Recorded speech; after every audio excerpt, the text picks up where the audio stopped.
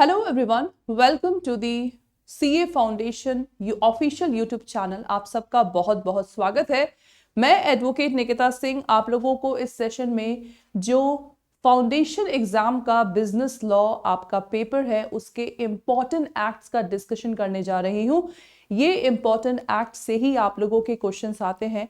तो जितने भी यहाँ पे सीए फाउंडेशन एग्जाम के कैंडिडेट्स हैं जो पहली बार सेशन को देख रहे हैं, इस चैनल को आप लोग सब्सक्राइब करना बिल्कुल मत भूलिएगा, क्योंकि यही एक चैनल है जहां पे आप लोगों को कंप्लीट प्लानिंग के साथ यहाँ पे पढ़ाया जाता है और एग्जाम का मोटिव है फर्स्ट अटेम्प्ट में एग्जाम को क्लियर करना। सो चलिए मेरे साथ यहाँ पे बने रहिएगा।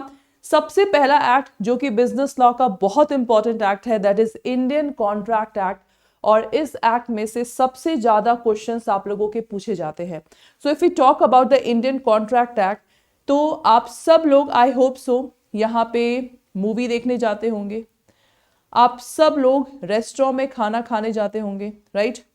आप सब लोग यहाँ पे मान लीजिए स्कूल पास आउट है या स्कूल अभी जा रहे होंगे, आप लोग कॉलेज जाएंगे, आप लोग जॉब करेंगे। तो ये सब एग्जाम्पल क्या है? ये सब एग्जाम्पल कॉन्ट्रैक्ट का है। So contract is not a new act. It basically जब कोई भी दो या दो से अधिक पार्टी आपस में एग्रीमेंट करता है कि yes we have to do this thing, this is called contract. जैसे रेस्टोरेंट में अगर आप खाना खाने जा रहे हैं तो रेस्टोरेंट में खाना खाने जाने का मतलब है आप पैसे देंगे तब जाके आपको खाना मिलेगा, राइट? जो आप ऑफर करेंगे वो दुकानदार, जो होटल वाला है, एक्सेप्ट करेगा। This is called contract. तो Indian contract act is very important for the examination point of view. Is that okay? So this is very much important. So Indian contract आप लोगों का basically दो part में divide है, general principle of contract and special principal of contract. तो general principle of contract में जो आप लोगों को बेसिक चीजें पढ़नी है कॉन्ट्रैक्ट की, जैसे ऑफर किसे कहते हैं, एक्सेप्टेंस किसे कहते हैं, कंसिडरेशन किसे कहते हैं, कॉन्ट्रैक्ट किसे कहते हैं। और स्पेशल प्रिंसिपल ऑफ कॉन्ट्रैक्ट में contract of indemnity, contract of guarantee, contract of bailment, contract of pledge और कॉन्ट्रैक्ट ऑफ एजेंसी, ये आप लोगों के इंपॉर्टेंट टॉपिक्स हैं। Is that okay? Now the next one is Indian partnership act.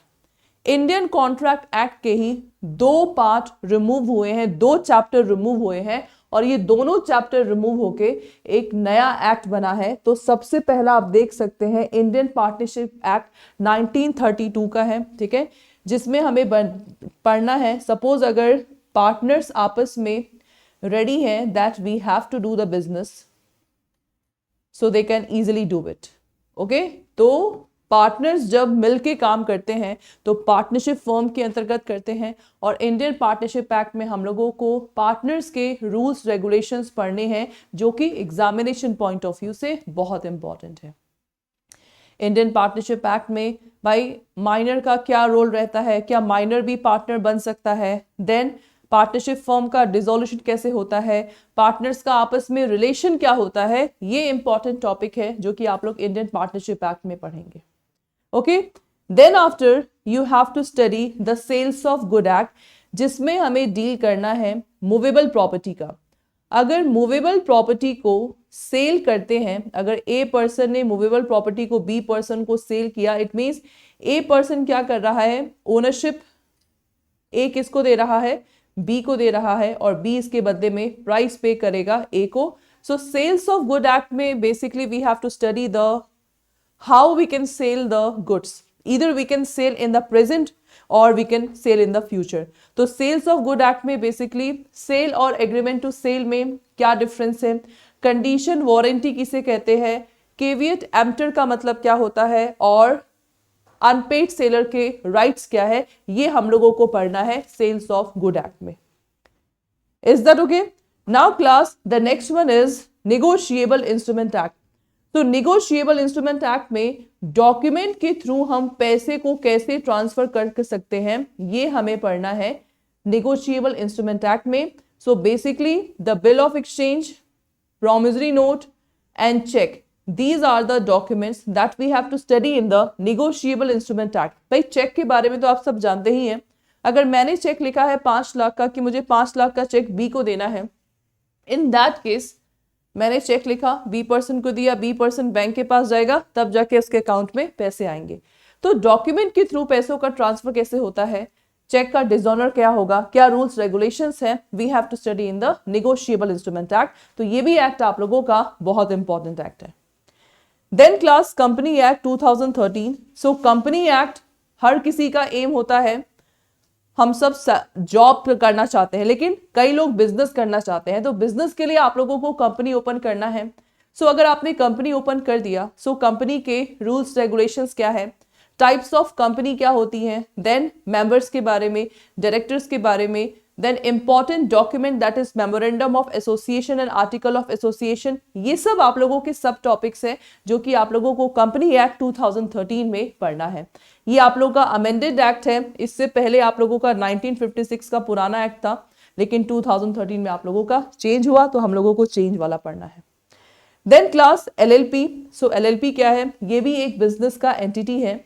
तो partnership के कुछ essential features, okay, plus company के असेंशियल फीचर्स, इन्हीं दोनों को मिला के आप लोगों का बना है व्हाट, दैट इज एलएलपी। तो एलएलपी भी क्या है, एक बिजनेस एंटिटी है, मोस्टली फीचर्स इसमें आप लोगों के कंपनी के मिलेंगे। तो एलएलपी अगर ओपन करते हैं तो हम बिजनेस करते हैं, ओके, और बिजनेस का बेसिक एम क्या होता है, पैसा कमाना, ठीक है। तो एलएलपी में हम लोग को ये पढ़ना है।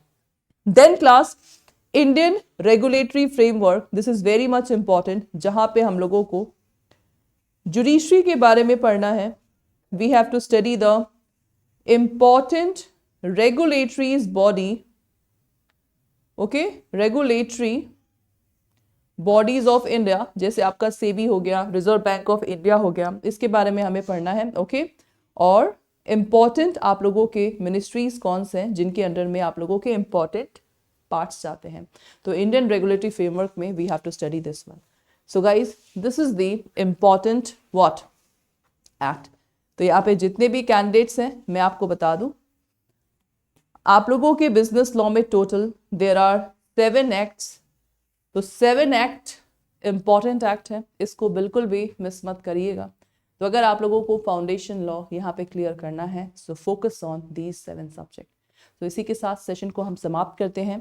अगर आप इस चैनल में नए हैं तो आप लोग फटाफट पहले अपने मोबाइल में इस अड्डा के ऐप को डाउनलोड करिए, बिकॉज अड्डा के ऐप में आप लोगों को कंप्लीट स्टडी मिलेगा। So do not forget to download the Adda app. Thank you so much.